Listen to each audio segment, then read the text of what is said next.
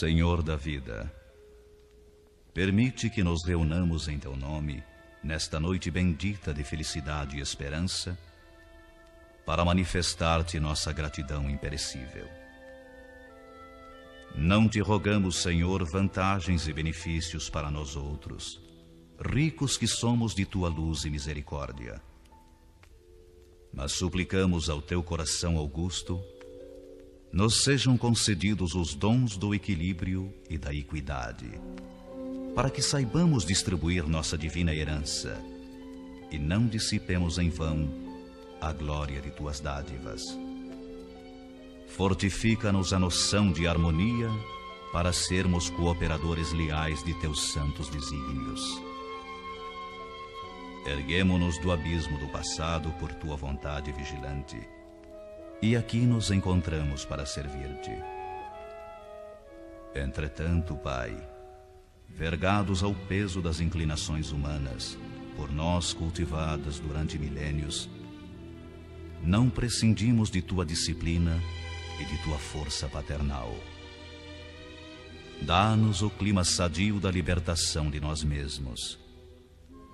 Magnetizados pelas nossas recordações do pretérito, nem sempre te compreendemos a vontade soberana e criteriosa. Anula-nos o personalismo inferior para que a consciência do universo nos esclareça o coração. Levanta-nos o raciocínio para mais alto entendimento. Faze-nos vibrar no campo de Teus divinos pensamentos.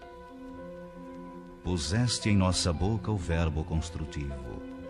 Encheste-nos a alma de luz e tranquilidade, a fim de colaborarmos em Tua obra. Deste-nos, neste pouso de amor fraterno, companheiros dedicados ao bem, e em torno de nossa tarefa pequenina, colocaste a multidão dos aflitos e sofredores. Ó Senhor, como somos felizes pela possibilidade de ministrar em Teu nome consolações e esclarecimentos. Contudo, nós te imploramos inspiração e roteiro, considerando as responsabilidades dos que te recebem a mordomia da salvação. Ensina-nos a agir desapaixonadamente. Infunde-nos o respeito pela autoridade que nos deste. Ajuda-nos a desprender a mente das criações individuais, para que te sentamos mais de perto no esforço coletivo da elevação comum.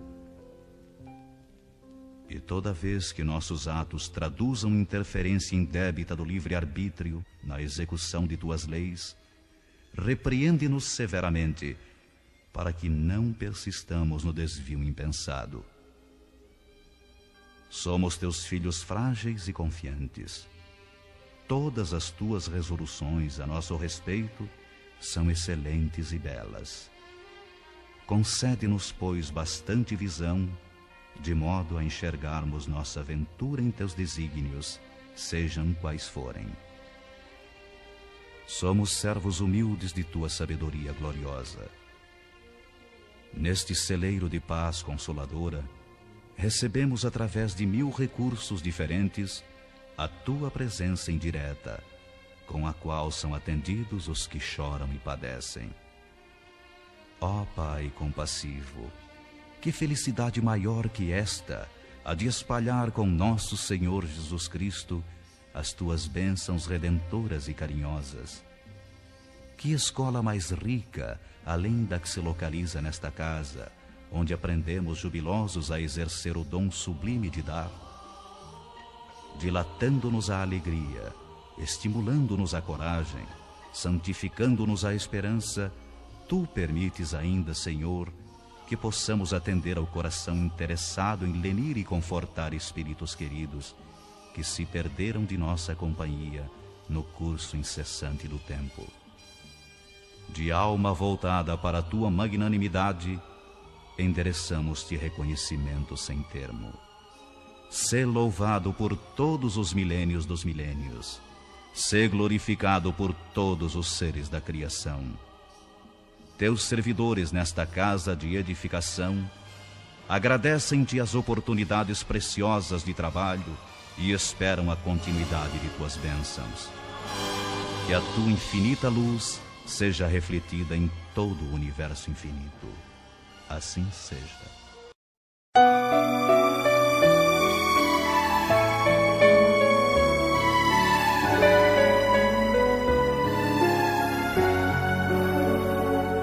Senhor, fazei-me um instrumento de vossa paz.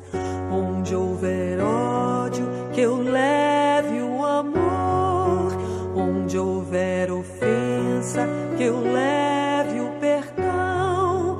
Onde houver discórdia, que eu leve a união. Onde houver dúvida, que eu leve a fé. Onde houver erro, que eu leve a verdade.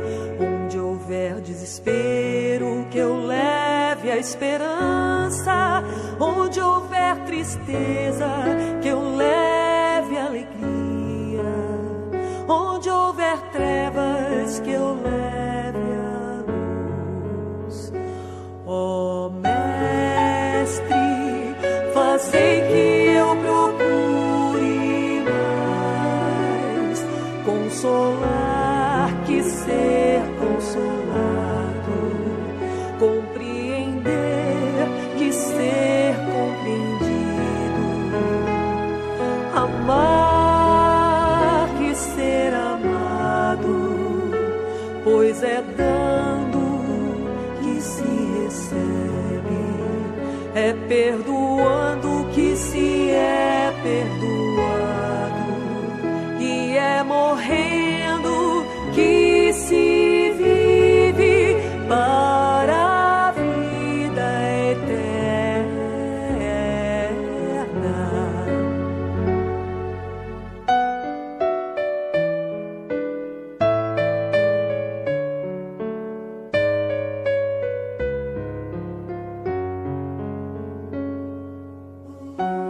Senhor, fazei-me um instrumento de vossa paz. Onde houver ódio, que eu leve o amor. Onde houver ofensa, Senhor, que eu leve o perdão. Onde houver discórdia, que eu leve a união. Onde houver dúvidas, que eu leve a fé. Onde houver erro, Senhor, que eu leve a verdade. Onde houver desespero, que eu leve a esperança. Onde houver tristeza, Senhor, que eu leve a tua alegria. Onde houver trevas, permita, Senhor, que eu leve a luz.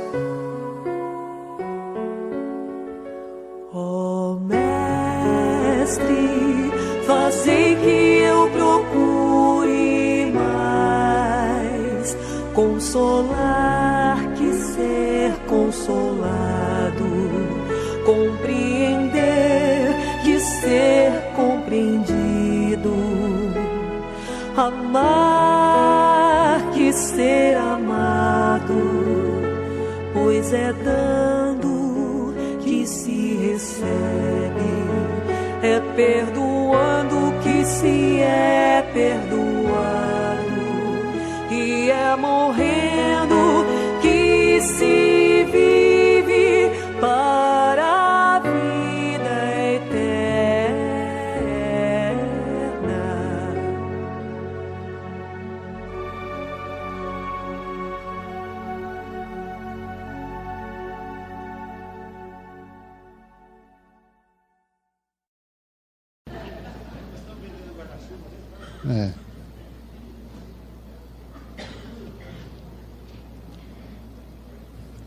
Interessante que o tema da palestra tem um pouco a ver com chuva. Nós vamos narrar uma passagem do Evangelho de Jesus, que está nesse nosso livro aqui, Socorro e Solução. O capítulo é Na Tempestade. Então o plano espiritual já está colaborando, e espero que só fique na chuva. Esse capítulo Na Tempestade, eu estou refletindo sobre uma passagem do Evangelho que está lá em Mateus. Vocês vão lembrar, uma passagem conhecida, intrigante, que ela começa quando termina a multiplicação dos pães. Vocês lembram daquele episódio que Jesus multiplicou pães e peixes? Alimentou 5.000 pessoas. E aí, quando terminou aquele banquete, Jesus falou para os discípulos: vão para o outro lado do lago.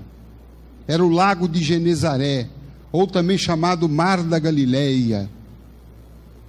Pegue um barquinho e vão indo na frente que eu vou depois. Interessante, né? Eu fico imaginando Jesus conversando isso com... vou na frente, depois eu chego mais tarde lá. E foi exatamente isso que aconteceu. Porque Jesus falou aqui, diz o evangelista, que Jesus falou assim para mim: eu quero me despedir das pessoas. Olha aqui, que delicadeza de Jesus. Vocês vão na frente que eu quero me despedir das pessoas. 5.000.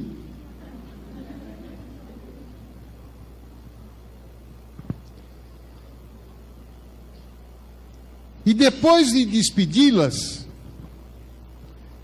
Jesus subiu a montanha para orar, sozinho. Enquanto isso, os discípulos pegaram o barco e estavam lá, indo em direção ao outro lado. E Jesus orando. Também me chama a atenção aqui essa dinâmica de Jesus. Ele trabalha, atende 5.000 pessoas, depois o que ele faz? Se recolhe. Em oração. Ou seja, ele também precisa de alimento espiritual. Jesus não é autossuficiente, como nós muitas vezes somos. Não é?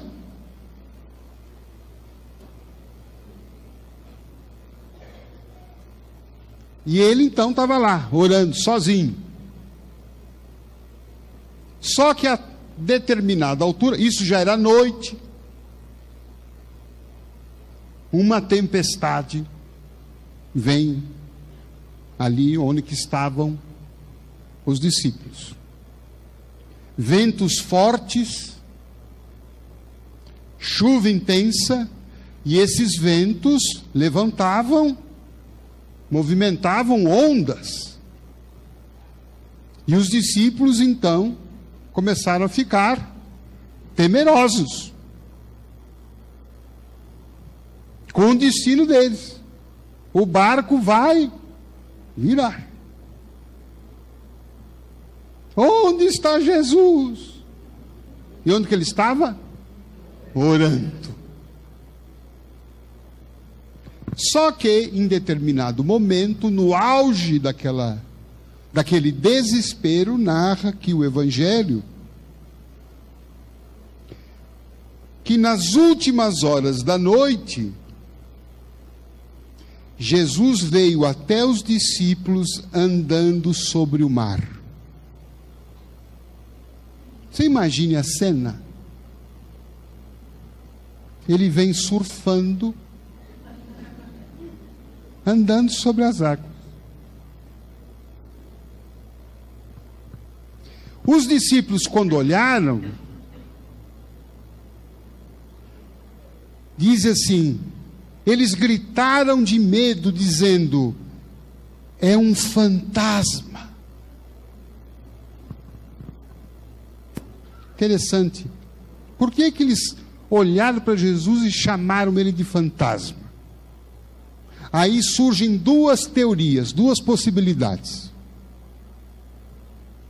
A primeira é: Jesus estava lá no monte orando, o corpo dele ficou lá, e ele foi em espírito atender lá, socorrer os discípulos. É uma possibilidade. A outra, não. É que ele veio em corpo e espírito. Mesmo porque, nós vamos ver mais para frente, que ele acaba entrando no barco. Sem querer contar o fim da história. E já contando, ele entra depois no barco. Então, uns alegam, não, ele foi em corpo e espírito. Bom, Deluca, o que é que então de fato aconteceu? Ele foi em espírito ou foi em corpo e espírito? Não sei. Vocês encontrarem ele, perguntem, conversem com ele. São possibilidades. De qualquer forma, acho que aqui pouco importa a maneira como ele foi. Importa que ele foi. Não é isto? Importa que ele foi. E eu acho que aqui convém nós pensarmos, porque alguém pode estar imaginando, mas Deluca, peraí, o que que tem, isso aconteceu há mais de 2000 anos, o que que eu tenho que ver com essa história? Está chovendo hoje aqui, será que vai alagar Alicanduva? Eu não sei se eu vou passar. Por que que a gente está contando essas histórias? Porque o apóstolo Paulo diz que Jesus tem palavras de vida eterna. E que Jesus é o mesmo ontem, hoje e sempre. Então, por que que a gente está relembrando os ensinamentos dele? Porque esse Jesus que apareceu no momento de tempestade para os discípulos, certamente pode repetir essa aparição nos nossos momentos de tempestade. Ah, mas Deluca, eu não estou num barquinho. Mas de que tempestade nós estamos falando? A tempestade dos nossos o quê? Problemas, dos nossos desafios, das nossas doenças. Porque os problemas, vocês percebem, fazem uma tempestade em nossa vida? Viram nossa vida de ponta cabeça? Então é nesse sentido figurado que nós precisamos entender. E é interessante que Jesus aparece naquela hora crucial. E eu vejo que muitas vezes nós nos perguntamos diante das nossas crises, naqueles momentos mais difíceis, em que nós nos perguntamos, onde está Jesus? Parece que o céu se esqueceu de mim, parece que Deus se esqueceu de mim. Parece que Deus nem sabe que eu existo. Mas olha aqui Jesus chegando no momento exato. E ele aparece de uma forma muito interessante. Ele poderia aparecer já dentro do barco, não poderia? Não. Ele vem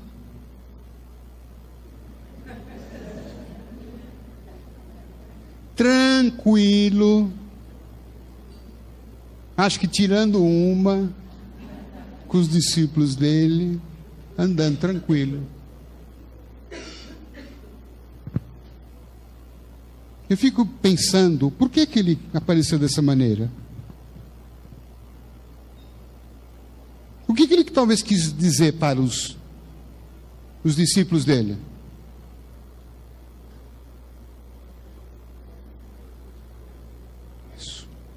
É o que exatamente ele vai dizer quando os discípulos estavam falando para ele, fantasma! Ele disse assim, Jesus logo lhes falou, coragem, sou eu, não tenhais medo. Você já pensou se ele aparece tremendo? Coragem! Tão ferrado. Não, ele aparece com aquela paz, segurança, certeza que, apesar do perigo, ele está lá.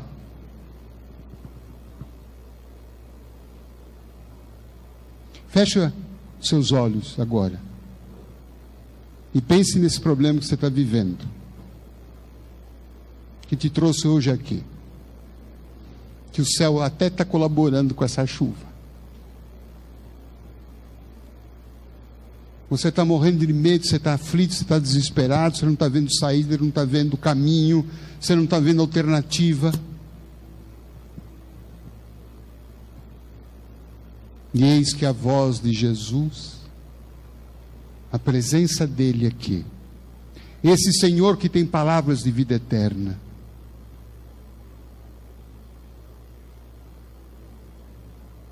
esse Senhor que prometeu estar conosco até o fim dos tempos, ele chega no teu ouvido, segura a tua mão e te diz: coragem, sou eu, não tenhas medo.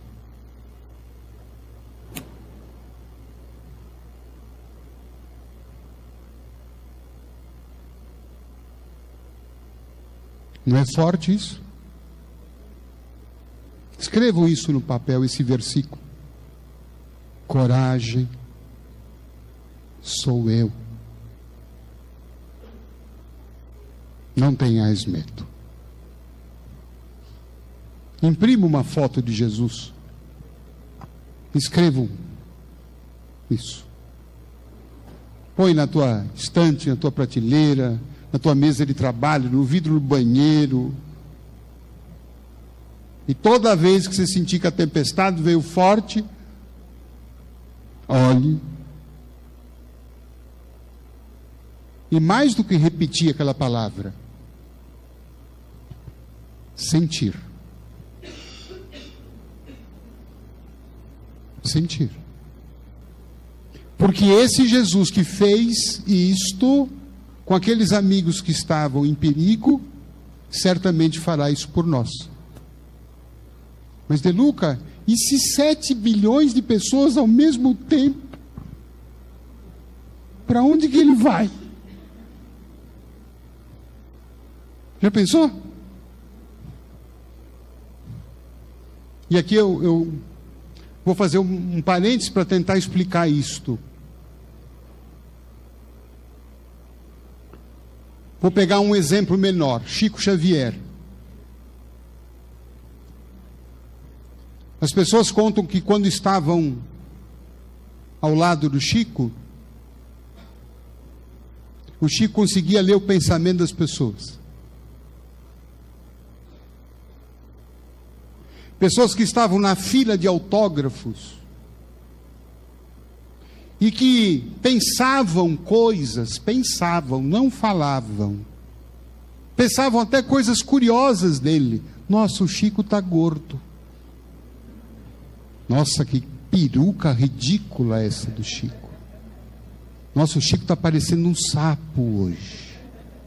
Quando chegavam para pedir o autógrafo, Chiquinho lindo, ele falava: ah, minha irmã, os sapos também são de Deus. Ah, minha irmã, eu estou pelejando para fazer regime.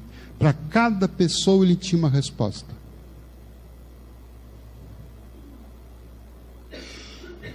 Como é que ele fazia isso? Seria algum espírito fofoqueiro que ficava na fila e chegava para ele: Chico, tá vendo a Mara ali? Olha, ela falou isso de você. Aí, não. O que era? A evolução espiritual dele, quanto mais o espírito evolui, mais ele tem poderes, faculdades paranormais. A sensibilidade dele aumenta, a aura dele se expande. E quem está no raio da aura dele, ele consegue perceber o que a pessoa está sentindo, o que ela está passando, o que ela está pensando.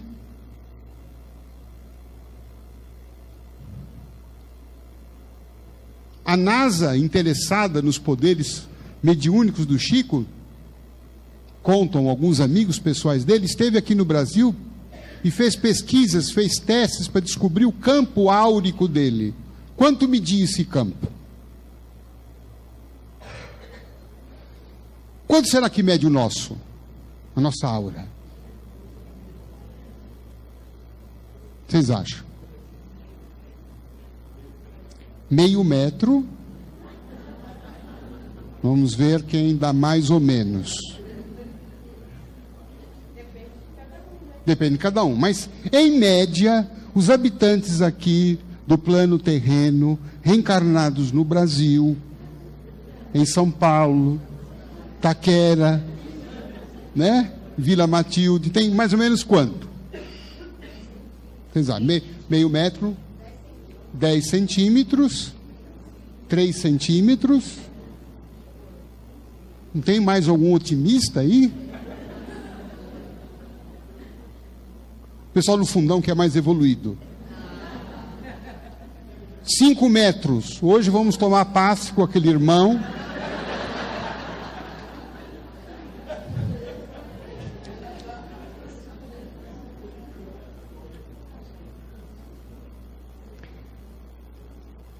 Os médios, geralmente, quando vem esse campo áurico, em média, como disse a nossa irmã, pode ter mais, né? Mas esse mais é exceção. Em média, ele está em torno de 2 a 3 centímetros. Quando a gente reza, vai para 3,5. Quando a gente faz uma ação boa de caridade, 4, né?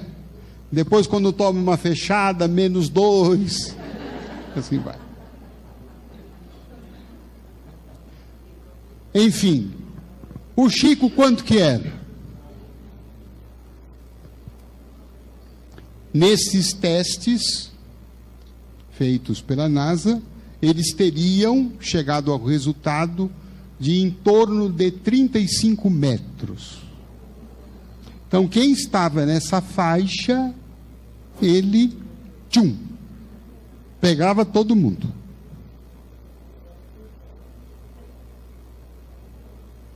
O nosso irmão está quase lá, 5, tá. Né? Agora vamos do Chico para Jesus. Qual é o poder? Qual é o campo áurico de Jesus?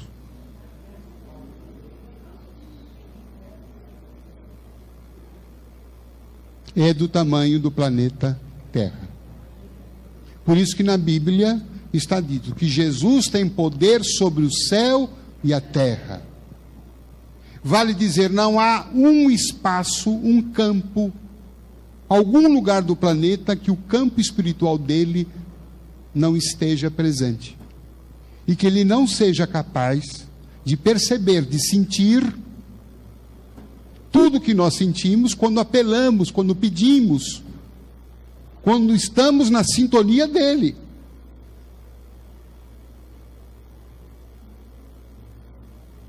Então, isso que aconteceu com os discípulos, acontece com todos nós. Pode acontecer. É factível. É possível, é real.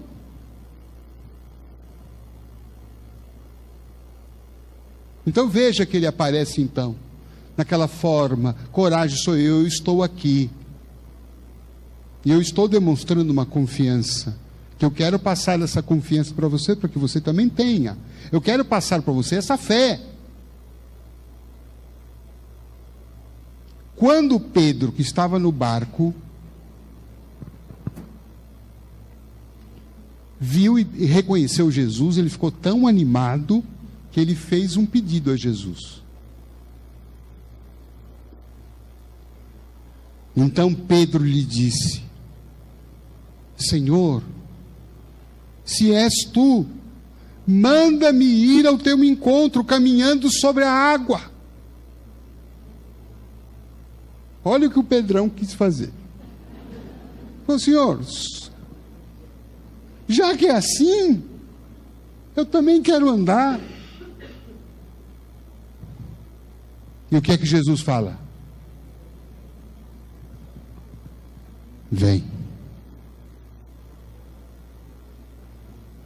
Por que é que Jesus fala vem?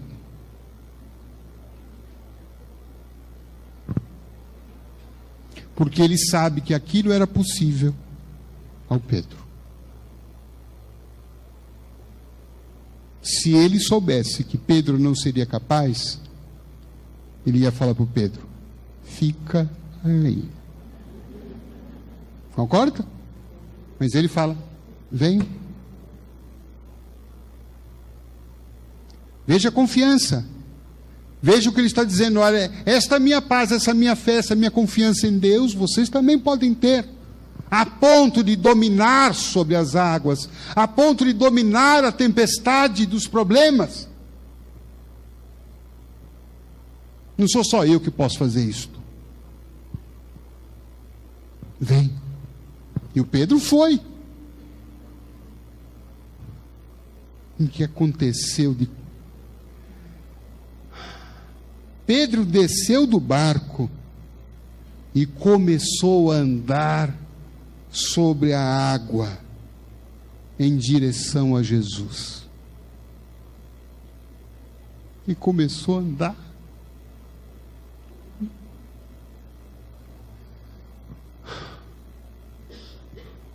Imagine a sensação.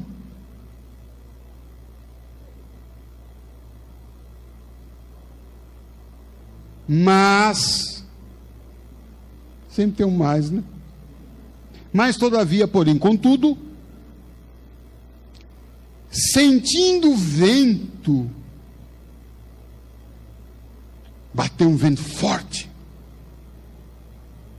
Imagine o Pedrão, tranquilo, confiante, se achando. Bateu aquele ventão forte. E narra aqui o Evangelho que ele ficou com medo.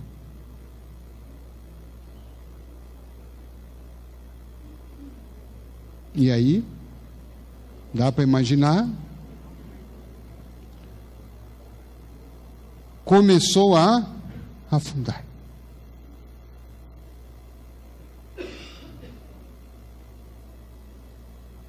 Veja que coisa interessante. Ficou com medo, ele perdeu a autoconfiança, perdeu a fé em si. E esta é uma dos grandes problemas que a gente tem. Falta de confiança em nós. E quando a gente duvida da gente, quando a gente duvida, a gente se divide. A gente perde. A gente enfraquece. E foi por isso que ele começou a afundar. Por isso que a gente afunda em muitos projetos. Porque a gente duvida da nossa capacidade de andar sobre as águas das dificuldades. E evidentemente que ele, quando começou a afundar, começou a gritar: Senhor, salva-me! E Jesus então estendeu a mão. Veja novamente o socorro dele. Porque ele poderia fazer: Pedrão, vai tomar uns caldos agora. Né? Não. Ele vai, estende a mão. Então veja, mesmo nos nossos momentos de fragilidade, nos nossos momentos de fraqueza, porque a gente não consegue muitas vezes ser 100% autoconfiante, não é isso? Eu lembro que eu fui fazer uma vez uma prova, há muitos anos atrás, um concurso que eu estava prestando, e tinha uma prova de datilografia. Não sei se vocês lembram o que é isto. Alguém lembra da datilografia? Quem fez curso de datilografia? Nossa, quanta gente velha.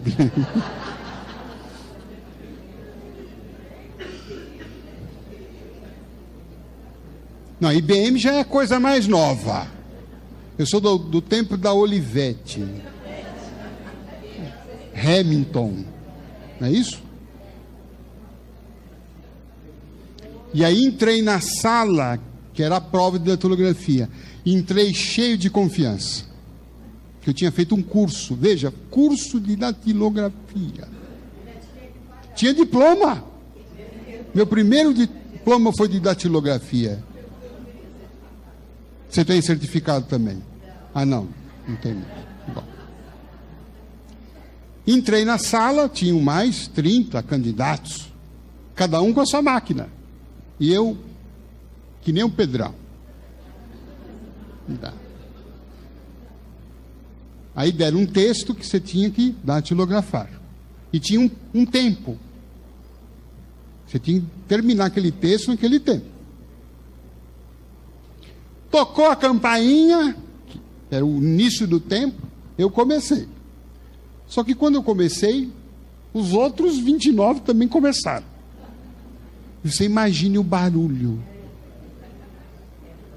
Todo mundo digitando aquele barulho. Datilografando, desculpa.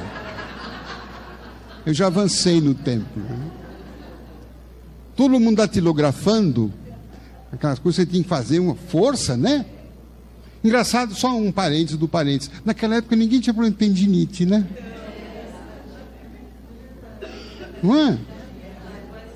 Agora, bom, tudo bem. Sabe qual a impressão que eu tive? Quando todo mundo estava datilografando, a minha impressão é que eles estavam datilografando mais rápido do que eu. Porque pegava o barulho de um, de outro, e eu imaginei que todo mundo estava numa velocidade superior à minha. E aí eu fiquei que nem um Pedro, comecei o quê? A afundar. Falei, perdi, não vou conseguir. Eu não estou tão rápido, comecei a ficar nervoso. E aí então falei, calma, para, não, isso é barulho, é só barulho, não se importa. Aí eu fui tentando me isolar daquela situação externa, né? Não sei se eu conto o resultado final. Bom, na quarta-feira que vem eu conto. Não, fui aprovado, graças a Deus, fui aprovado. Passei, não é? Passei. Mas quase que eu não passo. Falta de confiança, falta de fé. Fiquei assustado, fiquei assombrado. Fiquei muito preocupado com os outros. E perdi a confiança em mim. Numa outra oportunidade, numa outra experiência que pode demonstrar, e sem querer fazer autobiografia, anos depois, fui fazer um outro concurso. O concurso tinha 80 vagas e 5.000 candidatos. Esse nossa era isso mesmo, era a minha sensação. Né? Como é que vai ser? 2 dias antes do exame, eu falei com um professor meu. Falei, professor, o exame é domingo, mas eu acho que não vai dar. Ele falou, por quê? Foi 5.000 candidatos. Só 80 vagas. A relação candidato por vaga era desesperadora. Ele falou assim para mim, ele falou, mas o que você tem? Eu falei, a concorrência. É muita concorrência. Ele falou assim, não é. Eu falei, como não? Eu falei, não é. Você sabe qual é o único concorrente que você tem? Eu falei, não. São vários. Ele falou, não, só tem um. Eu falei, é você. Eu falei, como eu? Tem 5.000. Ele falou assim: o histórico de todos os concursos é, dos 5 mil, em torno dos 5 mil candidatos, eles não conseguem preencher as 80 vagas. São preenchidas 40, 50, fica faltando candidato. Aí ele me deu uma encarada e falou assim: o senhor não vai entrar, se o senhor não entrar não é por causa dos outros. Se o senhor não entrar é porque o senhor não fez a sua parte. Aí eu saí desconjuntado, né? Porque eu estava louco para arrumar uma desculpa. E não vou passar porque tem muita gente. Não é legal? Mas você não passou também, tanta gente, né? Aí a gente fica legal com a consciência, né? Anestesiada. Mas ele foi lá e me tirou esse anestésico. O senhor não passa. Mas eu havia me preparado. E entrei então, quando eu entrei naquele pátio cheio de candidatos, eu olhava para os candidatos, eu achava: esse cara é inteligente, hein? Esse cara é inteligente, esse aqui é japonês, esse cara já está sabendo de tudo. Esse cara já sabe de tudo, olha, não sei o quê, olha o código dele, olha o jeitão dele, já tem cara daquilo. Você percebe? Eu projetava tudo nos outros, os outros eram maiores, os outros eram maiores, os outros podem, e eu... E aí voltei lá na conversa com o professor: não, tira o foco dos outros, boa sorte para todo mundo, mas eu tenho que fazer, confiar em mim e fazer, eu tenho que fazer. Foram 4 etapas, em cada etapa era um sufoco, porque na próxima etapa os que passavam, eu falava: passaram os melhores agora só tem gente boa, agora só tem gente... Mas que sacrifício que foi para não afundar, que nem o Pedro afundou.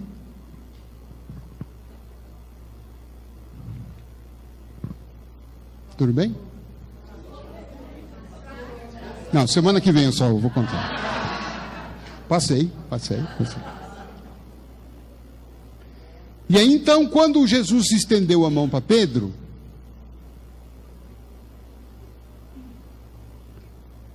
estendeu a mão, segurou, trouxe para o barco, e lhe disse: homem de pouca fé,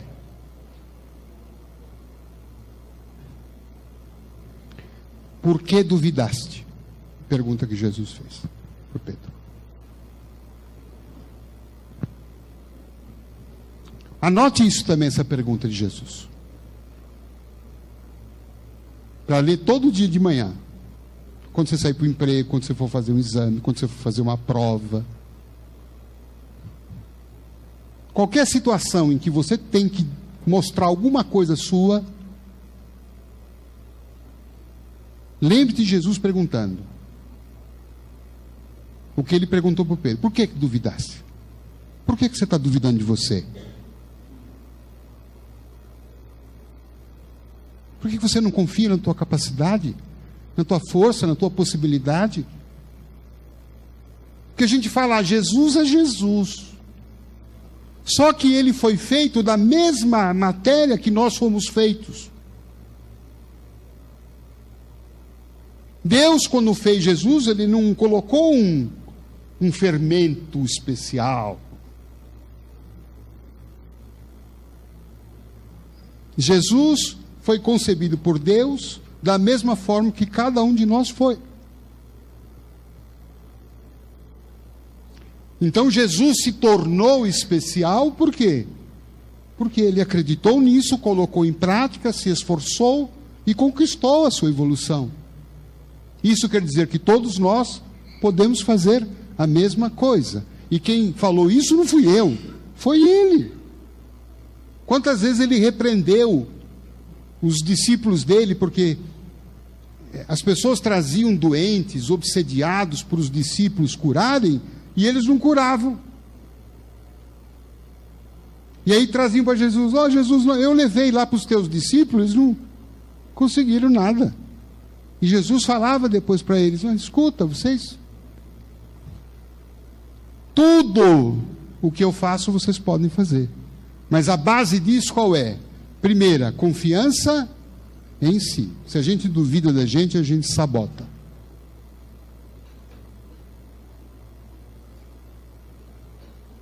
E se a gente não se governa, Pai Joaquim pede para falar isso. Se a gente não se governa, alguém vai governar a gente. Se você não toma conta de você direito, alguém vai fazer isso. Percebe como que a gente dá poder para os outros?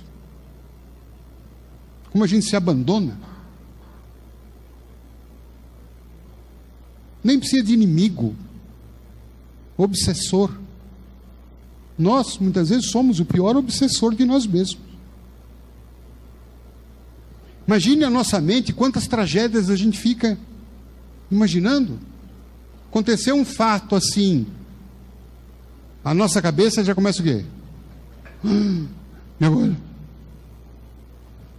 Vou mandar ele embora. E agora eu não vou ter dinheiro para pagar aluguel. Aí eu vou ser despejado. Eu vou morar debaixo da ponte. A cabeça vai. Aí vem uma doença. Porque aí tem um princípio espiritual que diz assim: uma coisa leva a outra. Preste bem atenção nisso, gente. Uma coisa leva a outra. Se você duvidou, essa dúvida, essa fraqueza, esse medo, vai nos levar ao quê? Está aqui.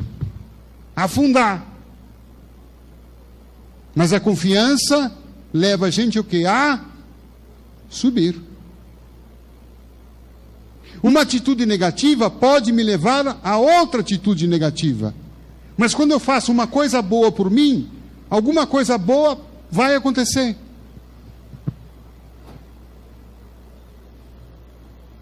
Tem uma passagem muito interessante, já contei aqui alguns anos atrás, mas de um cozinheiro italiano que tentou buscar a sorte dele nos Estados Unidos. Ele cozinhava muito bem, mas ele queria se expandir, queria realizar o seu sonho de trabalhar na América. E ele foi. Óbvio que quando ele chegou nos Estados Unidos,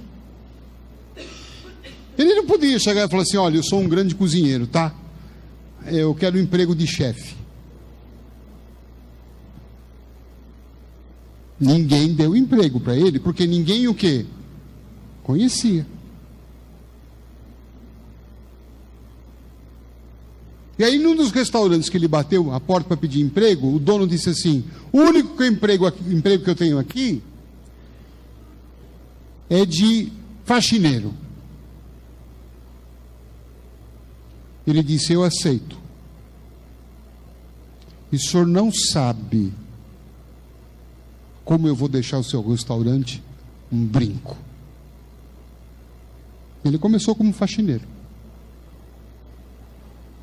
E ele conta que uma das coisas que ele fez, ele pegou uma escova de dente velha e ele ia no rejunte dos azulejos, limpava tudo. Começou a fazer um serviço especial. Um dia, o funcionário responsável para fazer a salada pediu demissão, o chefe precisava contratar alguém. Ele falou para o chefe: o senhor não sabe como é que eu sou capaz de fazer uma salada especial. E foi assim que ele foi contratado. Se destacou de tal forma que quando surgiu uma vaga para ser chefe ali, ele foi contratado. Hoje ele é dono de uma grande cadeia de restaurantes nos Estados Unidos. Ele nunca deixou de confiar nele, mas soube aplicar esse princípio: uma coisa leva a outra. Então nós não podemos, gente, ser homens xícara.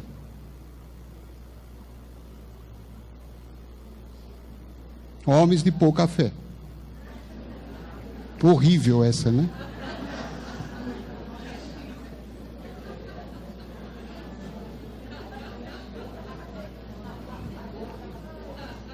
Foi dura essa, né, Débora?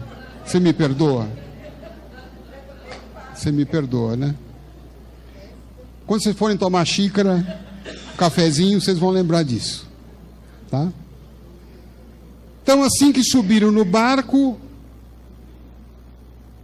Olha o que aconteceu, o vento cessou.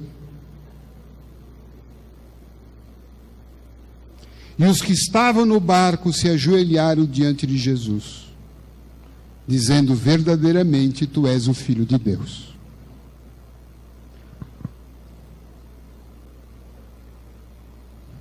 Nesse trecho eu fiquei com uma pergunta: quando é que o vento cessa? Quando Jesus entra no barco. E aí eu me perguntei, e me pergunto, e me incomodo com essa pergunta. Dói essa pergunta. E eu não quero me sentir sozinho. Isso que eu vou dividir com vocês. Será que Jesus está no nosso barco? Está no barco da minha vida?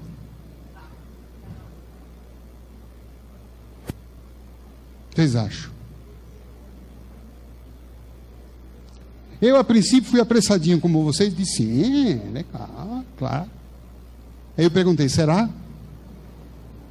Porque, num primeiro momento, a gente diz está, ou eu digo está, porque eu oro, eu peço coisas para Ele todos os dias. Jesus me ajuda aqui, Jesus me cure, Jesus me endireite, Jesus ampare aqui, fulano, Jesus me socorra. Mas será que Jesus está no nosso barco? É só isso? Esta minha relação de pedinte? É só isso?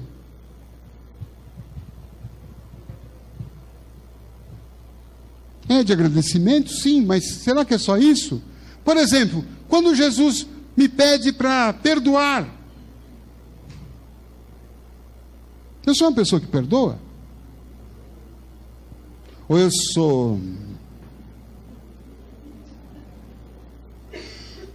duro, inflexível?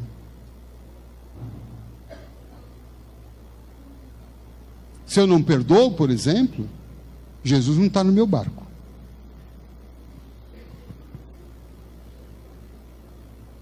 Por isso que Dr. Bezerra tem uma frase que é fantástica, quando ele diz assim: sem Jesus, uma rosa tem 1000 espinhos. Com Jesus. Não, eu acho que eu inverti, né?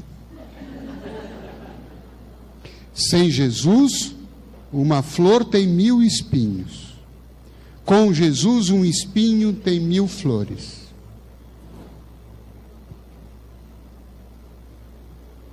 Por isso que Jesus fala: o meu fardo é leve. Venham a mim, o meu fardo é leve. Vamos pegar a questão do perdão. Quando eu não perdoo, eu estou na mágoa, eu estou na violência, eu estou no ódio, eu estou na culpa, eu estou no ressentimento, eu estou leve ou eu estou pesado? Pesadíssimo. Eu estou feliz? Eu sou uma pessoa está bem com ela, está tranquila, está leve, está descontraída? Não. Eu posso estar cheio de razão. Fulano me fez isso, eu tenho razão. Por isso não perdoo. Não aceito. Não quero. Não sou feliz.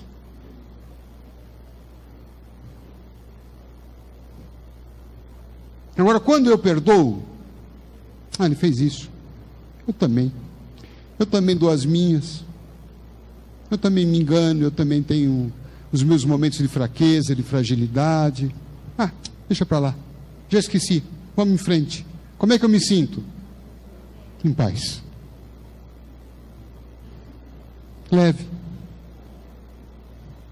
O meu fardo é leve, meu jugo é suave, disse Jesus. Você toma uma espetada, sim. Mas quando a gente perdoa, aquilo vira flor. Agora, quando a gente toma uma alfinetada e fica no ressentimento, naquele ódio, aquilo vai virar o quê? Um jardim de espinho para nós. Vou viver feliz? Não. A gente vem aqui ao centro pedir cura, Jesus me cure. E às vezes está com o coração pesado de mágoa. Eu vou falar, não sei se vocês ouviram, nosso irmão Luiz Antônio Gasparetto, essas reflexões, e que essa chuva bendita, que a gente possa sair hoje daqui com essas bênçãos, com esse barco e ninguém mais, nunca mais afundar. Porque no nosso barco hoje entrou Jesus. Um beijo no coração.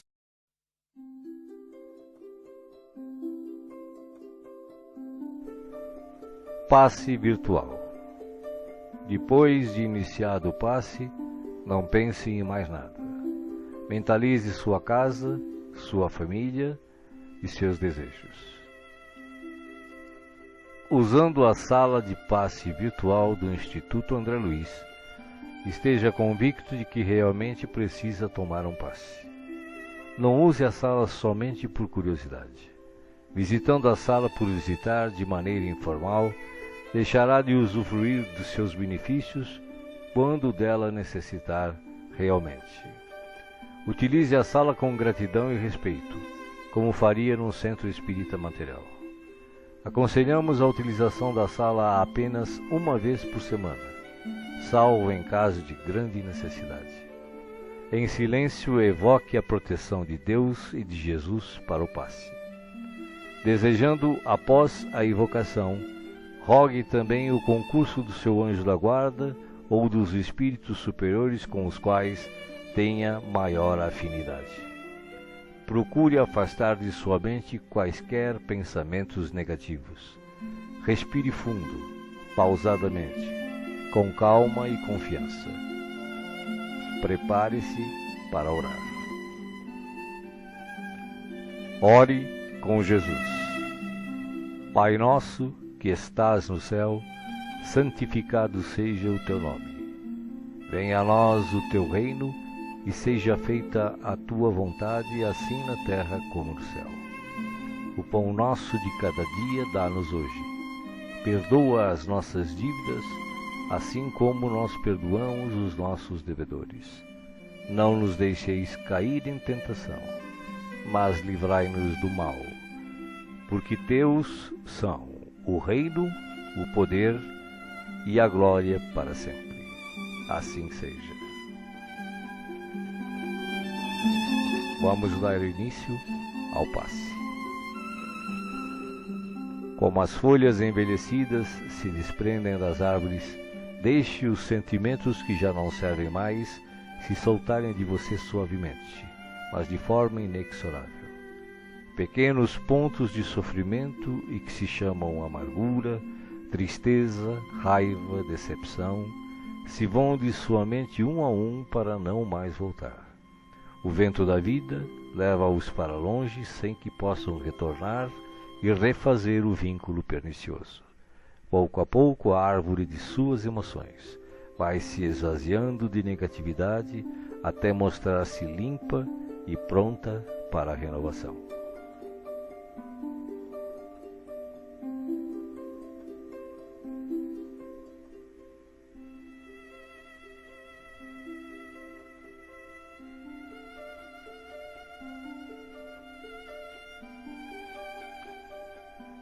Sentindo-se leve, sem o peso das folhas mortas que se desprenderam e se foram, você recebe agora suavemente sobre o corpo e a alma a água da vida que cai em abundância dos céus.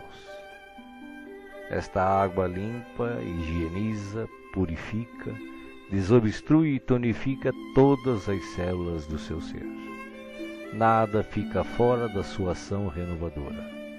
Ao tempo que limpa e hidrata o corpo, o líquido cristalino descedenta o espírito, aplacando a aflição, a ansiedade e a inquietação. há em seu coração agora uma sensação de calma, limpeza e bem-estar.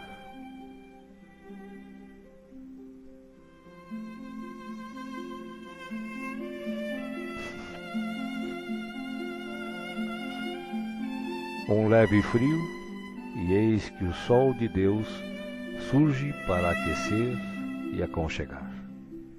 Os raios cariciosos penetram-no por inteiro, aquecendo-o ternamente qual materno abraço, proporcionando conforto e segurança ao coração. Neste momento, o amor maior aquece o seu ser, afastando o gelo de toda e qualquer aflição. Nenhum outro sentimento que não o de alegria e confiança assomam à sua mente agora. Você está em paz, envolvido pelo calor que o protege.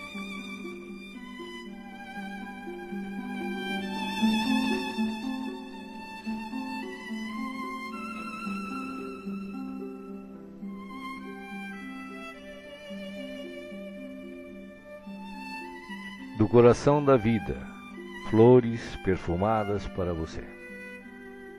De alma grata e feliz, recolha as pétalas coloridas que penetram o seu ser e restauram sentimentos e emoções. Felicidade, esperança, fé, coragem e determinação passam a significar novamente vontade de viver. Mas além do perfume e da cor, a natureza neste momento lhe envia o que possui de melhor, a capacidade infinita de restaurar-se em sublime beleza, ainda quando os golpes do mal parecem decretar-lhe o fim.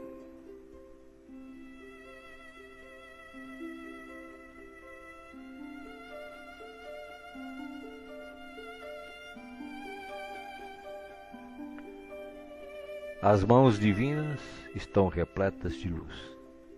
Suavemente a luz transborda e se derrama sobre você, como cascata dourada de invisível e ignota essência. A alma, pouco a pouco, se impregna de doce felicidade, permitindo o renascimento íntimo dos mais nobres propósitos de elevação, progresso e realização. Banhado em sublime força, você se entrega profundamente ao doador da luz, absorvendo as energias que darão a partir de agora novo e abençoado impulso ao seu viver.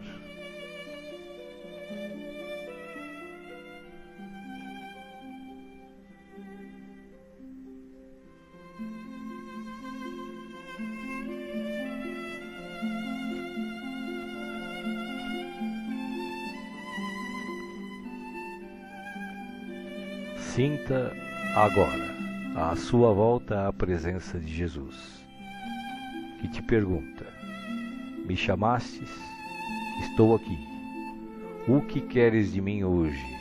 De que precisas? Peça, meu filho, peça, minha filha. Estou aqui para ajudar. Faça agora o seu pedido especial a Jesus, enumerando os problemas e as dificuldades que o afligem. Escutei o que pedistes, com amor e atenção. Agora, conto com a tua fé, a tua confiança em mim, para a solução dos teus problemas. Vai em paz. Te acompanharei com os olhos, não te perderei. Creia em Deus, creia também em mim. Estarei com você todos os dias, até o fim. Seja feliz. Deixo-vos a paz, a minha paz vos dou. Não vou-la dou como o mundo a dá. Não se turbe o vosso coração. Crede em Deus, crede também em mim. Não se turbe o vosso coração, nem se atemorize. Eu sou o caminho e a verdade e a vida. Ninguém vai ao Pai a não ser por mim. Os bons espíritos, os espíritos puros e as falanges de luz também enviam a você agora as melhores emanações de paz, saúde, alegria e refazimento, do mais altos desde as mais belas cidades espirituais até a morada dos anjos Em uníssono com o Criador, uma radiosa luz o envolve plenamente. Você não está só.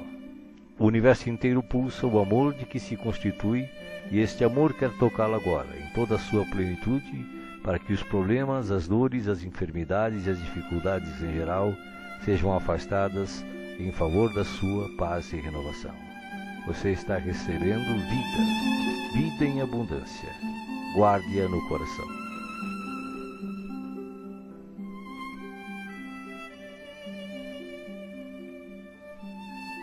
O passe está sendo finalizado. Respire pausadamente e repita agradecido: obrigado, Senhor, por este dia. Que ele me seja produtivo e feliz, como tu desejas. Assim seja.